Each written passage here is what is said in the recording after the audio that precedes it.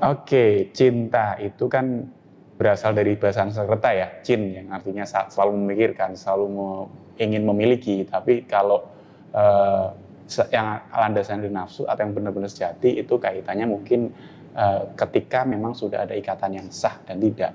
Jadi kalau belum ada ikatan yang sah itu terlepas ada nafsu ataupun tidak itu jelas belum cinta yang sejati karena tidak ada sebuah perjanjian yang tadi dengan mengatasnamakan Tuhan.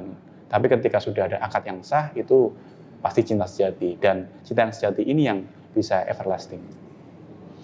Oke, jadi hemat kami tidak ada cinta yang sungguh-sungguh cinta tanpa ikatan pernikahan. Karena cinta itu adalah komitmen, cinta itu adalah menghormati kehormatan satu sama lain. Menghormati kehormatan satu sama lain dalam arti di sini melindungi marwah perempuan, menjaga martabat laki-laki, yaitu dengan ikatan yang baik. Karena jika cinta-cinta saja tanpa adanya hal-hal yang atau tidak diregulasi oleh syariat dengan benar, maka cinta itu bisa ke obsesi, cinta itu bisa ke mengekang, kemudian menuju pada hal-hal yang justru merugikan secara individu bagi satu sama lain. Itu ngeri sekali, karena syariat itu kan sebetulnya tidak melarang orang untuk mencintai. Tapi jika mencintai maka menikahlah. Jika kamu lapar maka jangan makan barang curian. Diatur, ada aturannya. Dan cinta yang benar itu adalah cinta yang disertai oleh ridho Allah di dalamnya, yaitu dalam pernikahan. Tapi menanggapi dari halnya cinta setelah menikah ya, itu banyak juga fenomena-fenomena terjadi beberapa tahun setelah nikah, bahkan sudah mempunyai keturunan, itu ada istilahnya KDRT. KDRT sebenarnya itu berawal dari apa sih? Saya pendukung KDRT, ya, kebucinan dalam rumah tangga. Kalau kekerasan dalam rumah tangga tidak diperbolehkan. Jadi mungkin seperti yang dibahas di segmen sebelumnya. Jadi sebelum menikah itu memang harus menyatukan visi, menyatukan plan. Ada kesepakatan tertulis maupun tidak tertulis. Hubungan ini mau dibawa kemana sih? Kita mau mengarungi bahtera rumah tangga ini seperti apa sih? Jadi harus ada pemakluman, sebuah diskusi. Makanya saya bilang di awal tadi, istri saya juga menambahkan juga bahwasanya untuk menikah itu sebenarnya bukan siapa cepat, tapi kapan kita siap secara lahiriah maupun secara batiniahnya.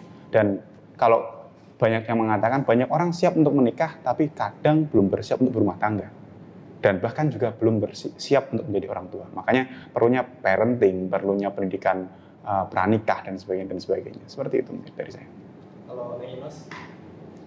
Jadi jika menilik esensi pernikahan itu sendiri kan sebetulnya adalah untuk sakinah, mawaddah, warahmah. Rahmah itu cinta. Memang cinta ini sebetulnya pemberian juga dari Tuhan. Cuman ada hal yang harus diupayakan untuk menjaga cinta itu tetap bisa menenangkan satu sama lain. Jadi ada kalanya dalam pernikahan cinta itu selalu diupayakan hadirnya dengan cara wa'ashiruhunna bil ma'ruf, mu'asyarah bil ma'ruf. Kemudian juga dengan mendatangi hak-hak serta kewajiban masing-masing. Makanya dalam fikih itu kan ada seperti obligasi. Kewajiban laki-laki, kewajiban perempuan itu sebetulnya untuk menjaga keharmonisan dan keberlangsungan sakinah dalam rumah tangga. Jadi kita berdua ini sama-sama berusaha untuk mewujudkan rumah tangga yang harmonis, yang saling menenangkan satu sama lain dengan cara menghormati, dengan cara mendatangkan kewajiban dan juga hak-haknya masing-masing.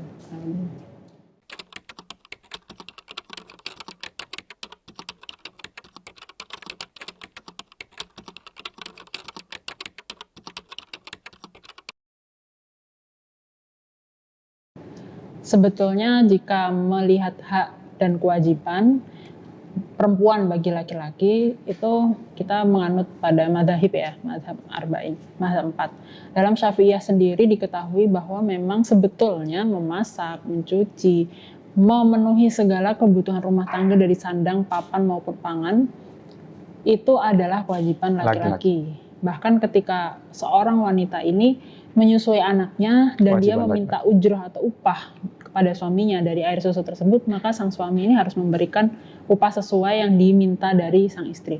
Cuman ini itu banyak sekali perbedaan dalam mazhab 4, termasuk mazhab Imam Malik. Imam Malik di sini mengkategorikan kewajiban istri pada suaminya itu adalah sesuai dengan kewajiban daerah di daerahnya yang berlaku. Jadi kalau misalnya di daerah ini istri yang memasak, berarti kewajiban istri yang memasak. Kalau misalnya istri yang bersih-bersih rumah, ya berarti istri yang bersih-bersih rumah. Ini berbeda dengan Imam Syafi'i tadi yang mewajibkan istri itu hanya nurut saja, tanpa dibebani tanggung jawab rumah tangga sampai mencuci dan lain-lain. Nah, di sini menunjukkan bahwa fikih itu mengatur untuk kemaslahatan bersama. Dan ini kan adalah tawaran dari syariat. Tetapi dalam implementasinya kita juga bisa mengkompromikan hal tersebut. Jadi kalau misalnya tambal sulam ini, suaminya bekerja, istrinya mengurus rumah tangga, atau jika misalnya sama-sama bekerja, nanti sama-sama juga mengurus rumah tangganya. Yang penting di situ ada muasyarah bil ma'ruf, semuanya selesai. Mungkin tambahan sedikit ya, karena kita hidup di Indonesia dan Jawa, tapi secara spesifiknya orang Indonesia itu belajar Islamnya kan dari kitab-kitab salaf. Di dalam kitab Uqudul Hijan karya Imam Nawawi itu memang dijelaskan tentang fadilah, keutamaan seorang istri ketika mau mencuci pakaian, mau memasak, mau menyiapkan perlengkapan suaminya, bahkan untuk melatih anak dan sebagainya. Mungkin mindset ini yang ada di orang Indonesia yang tentunya dipengaruhi dengan budaya atau kultur atau agama sebelumnya. Sebelum Islam kan ada Hindu, Buddha, animisme, dinamisme yang di situ secara kulturalnya wanita itu melayani laki-laki. Dan bahkan di budaya-budaya Jawa kuno ya wong wedok itu pasrah. Kalau mungkin kita bisa lihat literatur atau mungkin difilmkan ya, R.A. Kartini itu yang terakhir, yang paling baru kan yang Dian Sastro ini, bagaimana seorang perempuan pada zaman itu ketika menikah itu adalah sebuah pencapaian gitu, udah finish hidupnya, kalau udah nikah kelar gitu. Pokoknya hikmah ke suami tergantung siapa suaminya. Kalau kamu beruntung ya kamu akan mendapatkan suami yang baik, kalau tidak ya ngoten niku. Tapi Islam tidak, sebenarnya tidak seperti itu. Di Islam dibahas secara kompleks seperti yang disampaikan oleh istri saya tadi, dan jangan juga mempolitisir ayat. Kebanyakan orang itu mempolitisir ayat ar-rijalu qawwamuna 'alan nisa. Jadi seorang laki-laki, kebanyakan seorang suami itu merasa superior dibandingkan istrinya. Aku harus lebih hebat daripada istriku. Sebenarnya tidak seperti itu. Jadi konsep ar-rijalu qawwamuna 'alan nisa ini adalah bagaimana seorang laki ini bisa sebenarnya, kalau versi Abah itu ketika menafsiri ar-rijalu qawwamuna 'alan nisa, itu seorang laki-laki itu bisa menghandle seluruh yang tidak bisa dihandle oleh istrinya.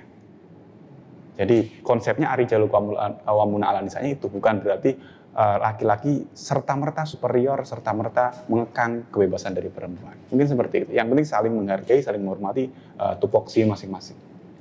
Ada dua istilah, lebih baik takut suami takut istri atau istri takut suami. Menurut Gus Dik gimana? Saya tidak setuju dua-duanya, karena seorang istri takut suami itu sebenarnya bukan sebuah kewajiban. Tapi jangan sampai takutnya menjadi takut sekali, tapi diniati hikmah, diniati menjalankan perintah agama. Memang seorang wanita kalau mau masuk surga gampang, cukup taat pada istri. Tapi jangan menjadi, saya juga tidak setuju ketika langsung seorang suami takut istri. Ini juga konsepnya menjadi salah kaprah. Padahal yang benar adalah tadi, suami memberi teladan yang baik, memberi arahan yang baik agar istrinya taat menjalankan tata cara yang baik. Tentunya kalau tidak terlalu banyak aturan yang tidak masuk akal, ya, yang sah-sah saja sesuai dengan aturan, seorang istri tidak akan mungkin kok melanggar perintah suaminya. Jadi kalau saya, mohon maaf, dua-duanya saya tidak setuju. Dia tidak memilih, bukan pilihan untuk saya. Istri takut ke suami, takut dalam arti benar-benar takut, bukan taat. Terus kemudian apalagi suami takut pada istri.